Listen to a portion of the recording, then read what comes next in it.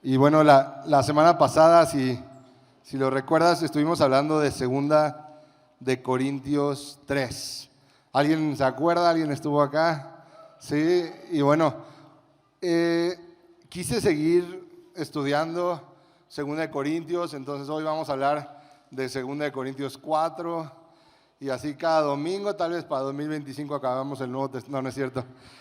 No, realmente como que Dios estaba hablando a mi vida en 2 Corintios y quise seguir hablando de esto. Todavía el próximo domingo vamos a seguir con esta serie no oficial de 2 Corintios y ya de ahí vamos a entrar al tema de caminar sobre el agua, ¿no? Ya han escuchado seguramente nuestro evento de mujeres, se llama Caminar sobre el agua. Y va a estar increíble, 29 y 30 de septiembre, no se lo pierdan. Pero antes de eso, estamos analizando lo que Pablo le escribió a la iglesia de Corinto, los Corintios, en 2 Y vamos a leer 2 Corintios 4. Porque Dios, que dijo que la luz resplandezca en las tinieblas, hizo brillar su luz en nuestro corazón para que conociéramos la gloria de Dios que resplandece en el rostro de Jesucristo. Pero tenemos este tesoro en vasijas de barro para que se vea qué tan sublime poder viene de Dios y no de nosotros. Nos vemos atribulados en todo, pero no abatidos, perplejos, pero no desesperados, perseguidos, pero no abandonados, derribados, pero no destruidos. ¿No? Y entonces, primeramente nos habla de esta luz resplandeciente, esta luz que resplandece en las tinieblas, y nos dice que es la gloria de Dios. La gloria de Dios que resplandece en el rostro de Jesucristo. Y nos dice que esto es un tesoro en vasijas de barro. ¿Y cuál crees tú que es la vasija de barro? Cada uno de nosotros somos esa vasija de barro en la que Dios pone ese tesoro que es su gloria. ¿Por qué hace eso Dios?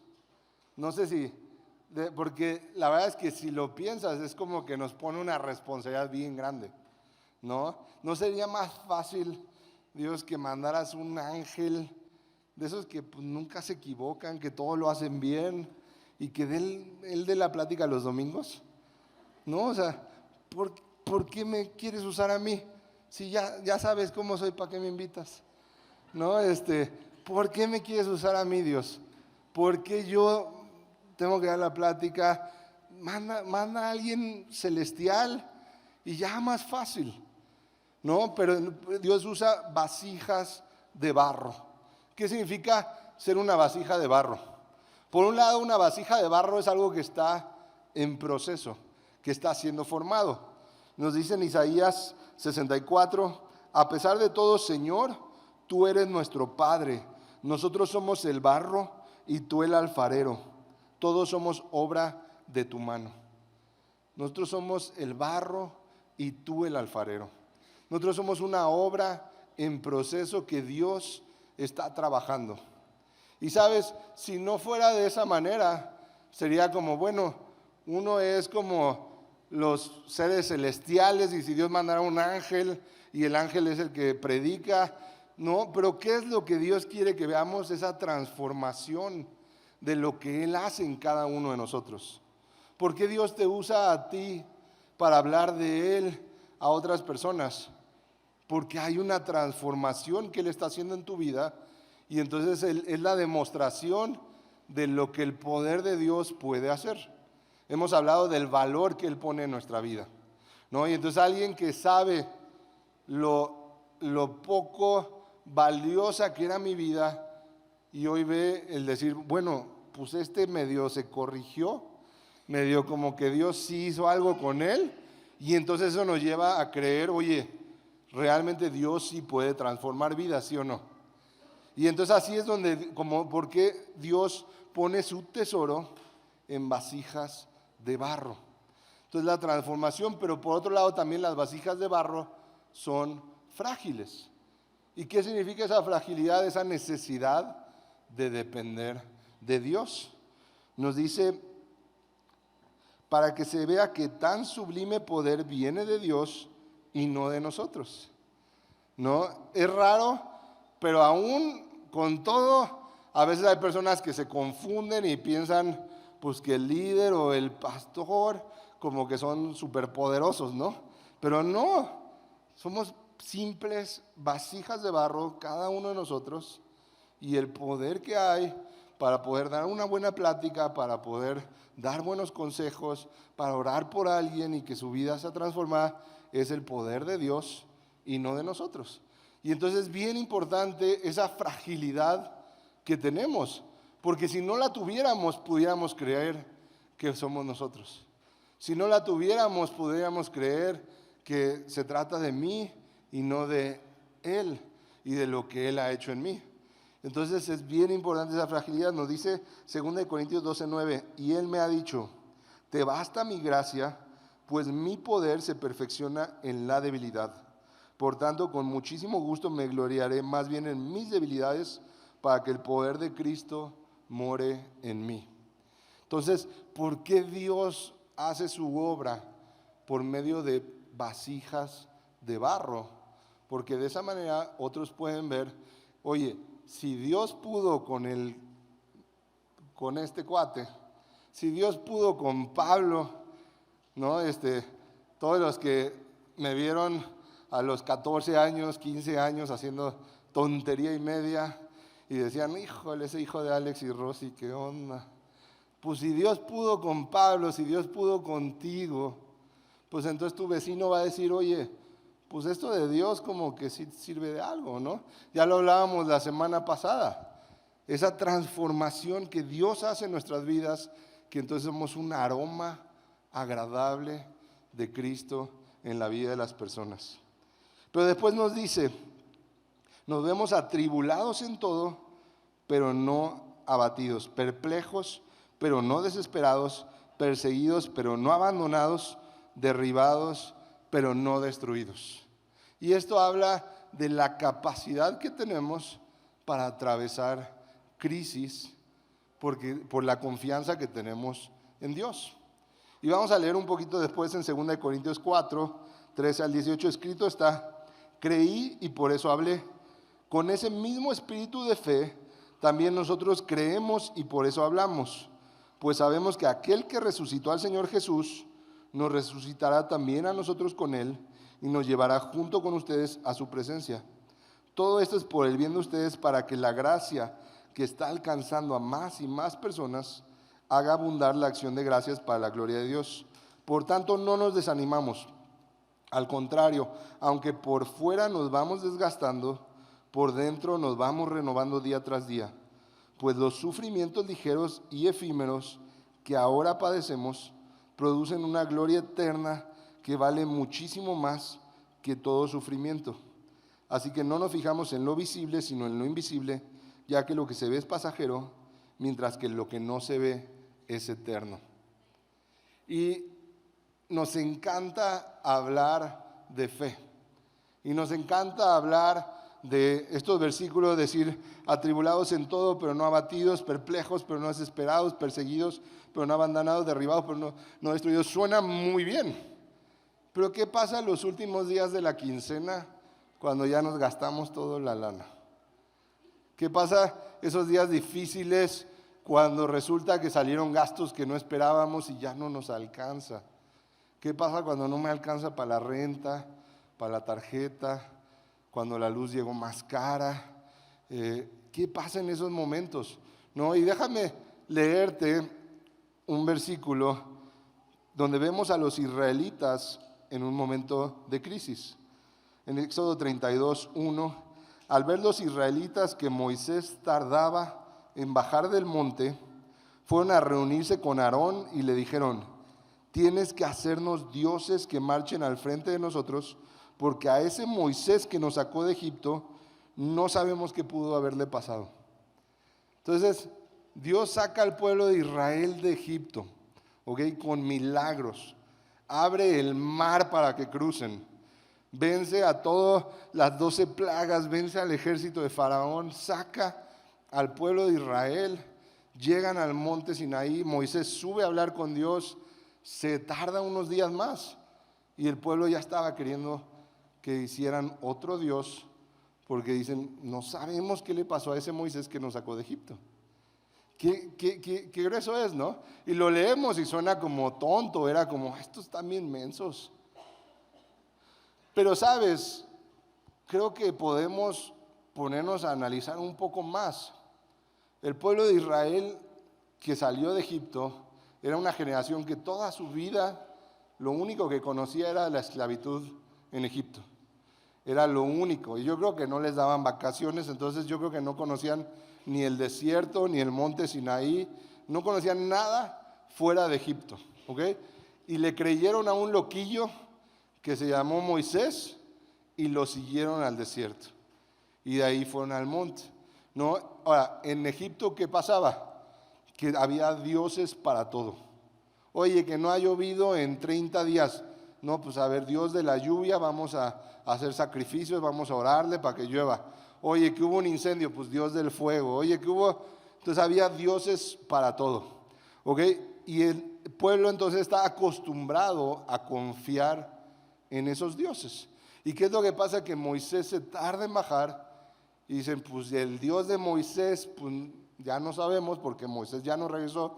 Y van y le dicen a Aarón, haznos otro Dios porque no queremos estar solos en el desierto, porque no sabemos qué puede pasar, no sabemos quién nos puede atacar, necesitamos creer en algo.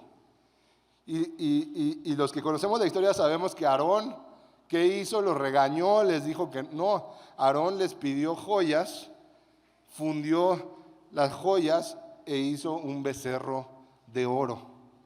Y entonces ya tenían otro Dios a quien seguir. Y sabes, leíamos atribulados pero no abatidos.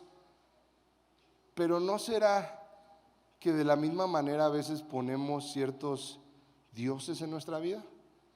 Porque sabes, a veces pensamos, no, pues Dios es el que te arrodillas y le cantas y le oras. Pero yo creo que también es a quien ponemos como la solución en nuestra vida. Cuando decimos Dios es mi proveedor. ¿Y de verdad Dios es tu proveedor? ¿De verdad en Dios está la confianza de tu provisión? Déjenme les cuento, el año pasado yo tenía en la empresa, teníamos un cliente que era como tal vez el 50% de los ingresos de la agencia, ¿no? Y entonces, pero la verdad es que era bien difícil, bien complicado. Me estaba generando una situación pues de no estar en paz, todo el tiempo preocupado, es que si se enoja pierdo el 50%, y entonces juntas a la madrugada, muy tóxico el ambiente con él, y espero que no vea esta plática, ¿va? Y entonces, como que un día orando yo sentí, estoy poniendo como mi proveedor a esta persona. ¿Por qué? Porque yo pensaba es que de esta persona depende el dinero de mi familia, el dinero de mi empresa, la nómina.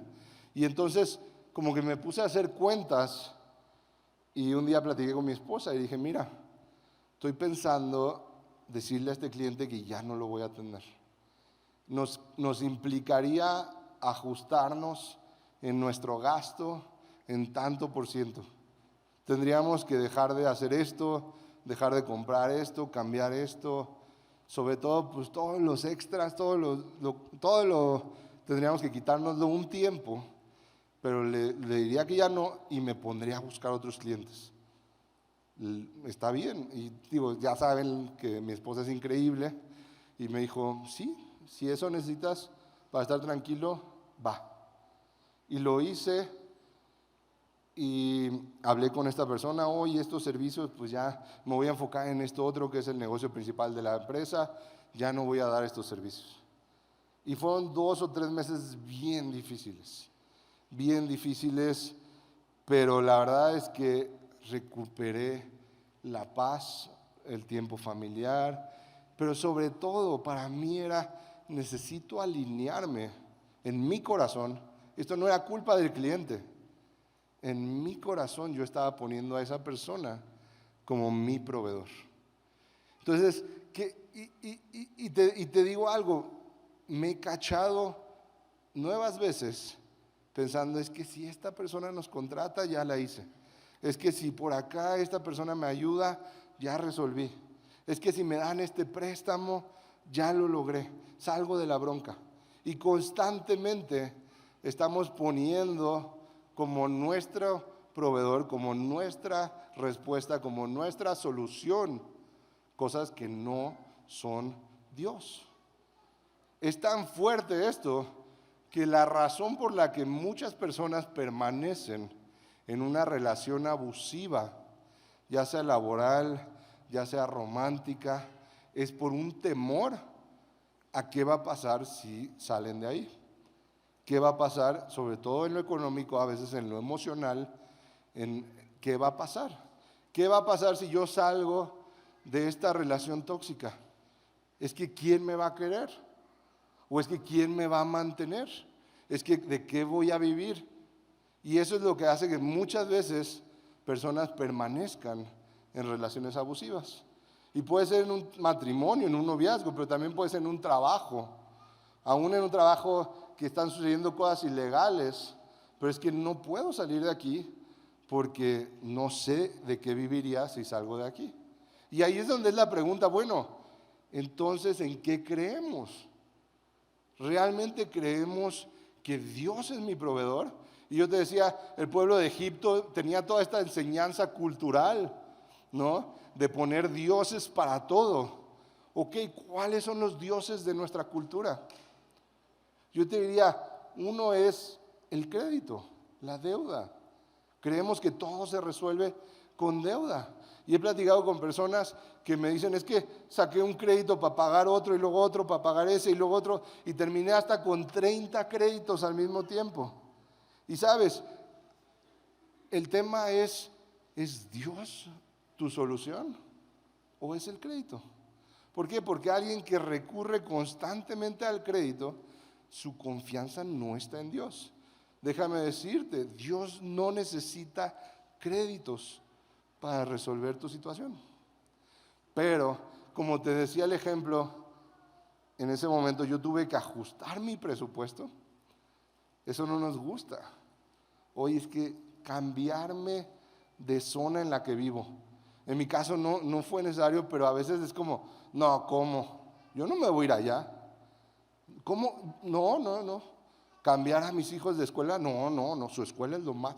Y como que yo entiendo, yo sé que no es fácil lo que te estoy diciendo, pero cuando de verdad hay una decisión clara de no voy a vivir más de esta manera, no voy a vivir más en una situación incorrecta, ya sea en deuda, ya sea en un trabajo donde hay abuso, donde hay ilegalidad, ya sea en una relación que sabes que no es de bendición para tu vida, ya sea con una adicción, ¿no? Otro Dios puede ser las adicciones. ¿Por qué fuma la mayoría de la gente que fuma? Porque me da paz, porque me ayuda con mi ansiedad. Entonces, la solución para mi paz y la solución a mi ansiedad, ¿es el cigarro o es Dios? Y yo sé que no es fácil. Yo sé que no es fácil, toma mucho trabajo, pero cuando tú entiendes y dices, Dios, quiero que tú seas el fruto, que tú seas la fuente de mi paz. Quiero que tú seas la solución a mi ansiedad. Yo te decía, el pueblo de Israel se encontró de repente solo en el desierto. Y a veces así nos pasa, tal vez alguien joven que dice, tuve que salir de casa de mis papás y ahora estoy solo en el desierto. ¿Y qué es lo que pasa? Que pasa de repente un chavo y dice, oye, yo te voy a ayudar, ¿no? ¿Y qué pasa mucho en nuestra sociedad? Pues chavitas que van y se van a vivir con el primero o hasta se embarazan porque dicen, aquí está mi solución. Y es porque no tenemos claro, mi solución es Cristo. Mi solución es Jesús. De Él viene todo lo que necesito. En Él puedo poner mi vida por completo. Él va a proveer mi economía. Él va a proveer mis emociones. Él va a darme el amor que necesito. Él va a darme la paz que necesito, la sanidad que necesito, la justicia que necesito. Cuando estamos en un problema legal, ¿no? La semana pasada había algunas peticiones de oración por temas legales que están atravesando algunas personas. Y en ese momento, ¿qué significa? Que Dios es mi Dios, que en Él está mi confianza, que Él va a ser mi solución. Oye, pero es que si das una lana extra se resuelve todo. Pero Dios es mi Dios. De Él va a venir la respuesta. Él va a traer la salida en este problema. ¿Y por qué Dios está interesado en hacerlo? Vemos que dice, por tanto, no nos desanimamos. Al contrario, aunque por fuera nos vemos desgastando, por dentro nos vamos renovando día tras día, pues los sufrimientos ligeros y efímeros que ahora padecemos producen una gloria eterna que vale muchísimo más que todo sufrimiento. Así que no nos fijamos en lo visible, sino en lo invisible, ya que lo que se ve es pasajero, mientras que lo que no se ve es eterno. Escuchaba un testimonio de un hombre de mucha riqueza, en dólares además, ¿no? En millones de dólares. Y ese hombre un día dijo, a ver, voy a sumar lo que tengo en mis cuentas, ¿no? Y entonces tenía una cuenta de ahorros, una de cheques, una de inversiones, y entonces se puso a sumar. Y que más tarde ese día sintió que Dios le dijo, ¿y cuánto tienes? Y que dijo, ay, ¿para qué me puse a sumar? No, sabía que si me ponía a sumar Dios me iba a preguntar. Dijo, ¿y cuánto tienes? Y que sintió que Dios le dijo, dámelo todo, ¿no? Y en este caso eran millones de dólares. Pero nos cuentan el testimonio y es, bueno, 18 meses después tenía el doble en cada cuenta.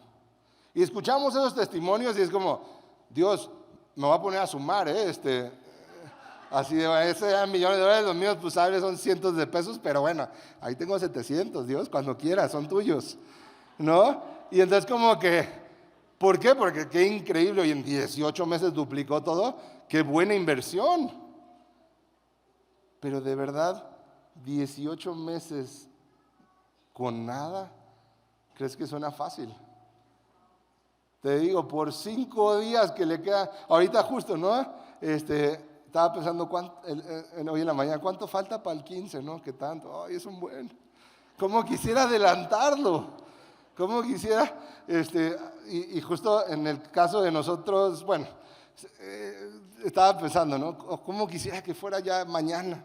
Para ya estar tranquilo, ya empezar, porque como que nos organizamos mes con mes y justo el 14, ¿no? Entonces, ay, cómo quisiera que ya fuera 14. Entonces, si unos días estamos llorando, imagínate 18 meses. Oye, ¿será que fue Dios el que te dijo que le dieras ese dinero? ¿No será que te equivocaste? Oye, ¿no será que escuchaste mal, que traías, no sé, indigestión ese día? ¿De verdad fue Dios? Y a veces como que no hemos tomado decisiones en nuestra vida porque estamos esperando la palabra. No, Dios, es que, o sea, sí lo dejo, pero dame una palabra de que todo va a estar bien.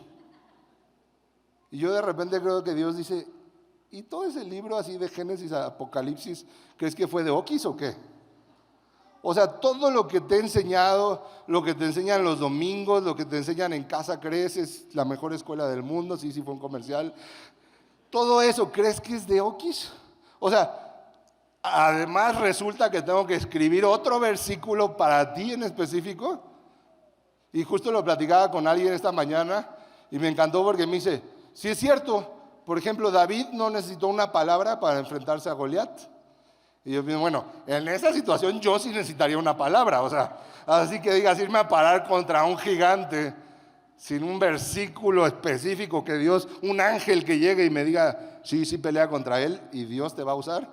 Bueno, o sea, no, pero sí es cierto. David no se puso a ayunar 30 días, a orar. David dijo, aquí hay algo incorrecto y yo sé el Dios que yo tengo, el Dios en quien yo confío. Yo sé que Él me dio la victoria contra el león y contra el oso, así que este gigante va a caer. Pero tú y yo necesitamos una palabra para salir de un lugar tóxico. Tú y yo necesitamos una palabra para tomar decisiones de cosas que sabemos que son incorrectas. Tú y yo necesitamos una palabra para poner nuestra dependencia en Dios. Y ahí es donde de verdad conocer en quién hemos creído. Conocer en quién está nuestra confianza. Conocer quién es ese Dios que nos dice: yo soy tu proveedor. Nada te va a hacer falta.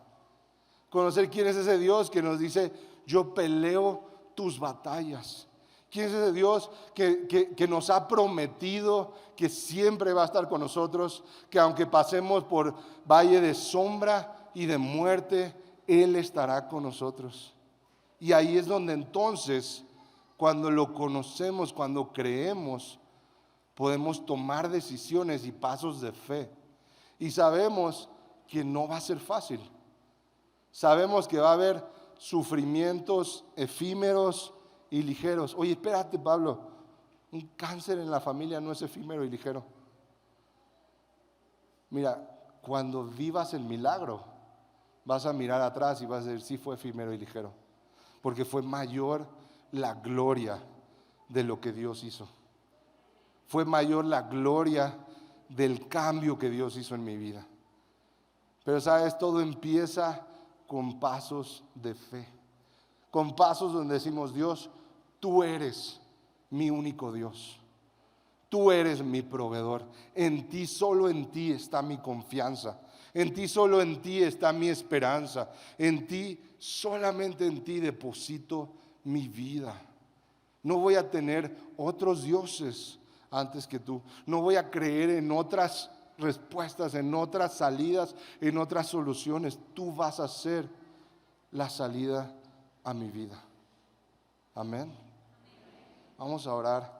Dios, gracias, Dios, porque yo sé que tú cuidas de nosotros.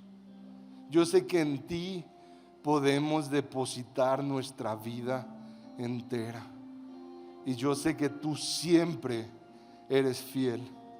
Tú eres fiel aun cuando nosotros no lo hemos sido. Tú eres fiel aún en nuestros errores. Tú permaneces fiel. Y hoy decidimos poner nuestra confianza en ti, Jesús. Perdónanos si hemos confiado en otras personas, en otras cosas, si hemos buscado respuesta a nuestros problemas en otros lugares. Perdónanos si en la crisis hemos recurrido a confiar en otras cosas. Hoy decidimos poner 100% nuestra confianza en ti. Enséñanos cuáles son esos pasos de fe que debemos dar para poner nuestra confianza en ti. ¿Cuáles son esas cosas que tenemos que cambiar? Padre Dios, yo te pido, Dios, habla a cada persona en este lugar. Padre, muéstranos cuáles son esas decisiones que tenemos que dar. Que sepamos que tú estarás con nosotros, que tú no nos vas a dejar ni abandonar nunca, que en los momentos de mayor dificultad tú estarás fortaleciéndonos, tú estarás guiándonos, tú estarás dándonos la solución, dándonos la salida, que podemos confiar ciegamente en ti. Padre, permítenos estar analizando nuestras decisiones y darnos cuenta cuando nuestra confianza esté en los lugares incorrectos. Padre, recordar y volver esa confianza en ti, porque solo tú eres mi proveedor, porque de ti depende mi vida, de ti depende mi familia, de ti depende mi negocio, de ti depende mi salud, de ti dependen mis emociones, de ti solamente, Jesús. Y en ti pongo mi vida. En ti pongo mi vida por completo. Tú eres la respuesta. Tú eres la única respuesta en la que yo creo. La única respuesta en la que yo confío eres tú, Jesús. Tú eres el camino, la verdad y la vida. Y solo en ti quiero confiar. Solo en ti quiero caminar. Solo en ti quiero creer. Padre, yo te pido, Dios, permítenos recordar esto cada día. Permítenos recordar esto en la enfermedad, pero también en la salud. Permítenos recordar esto en el día difícil, pero también en el día de éxito, en el día de victoria, pero también en la derrota. Permítenos recordar esto y tener nuestra confianza firme en ti. Tú eres mi proveedor. Solo en ti descansa mi alma. Solo en ti pongo mi confianza, Dios. Padre, guíanos a conocerte más, a creerte más, a confiar más en ti. Guíanos a poner nuestra vida completamente en tus manos, Dios. Gracias, Padre. Gracias porque sé que tú siempre eres bueno. Gracias porque sé que tú siempre respondes. Que aunque sintamos que a veces no llega cuando queremos, tú siempre llegas a tiempo. Gracias, Dios. Gracias, Dios.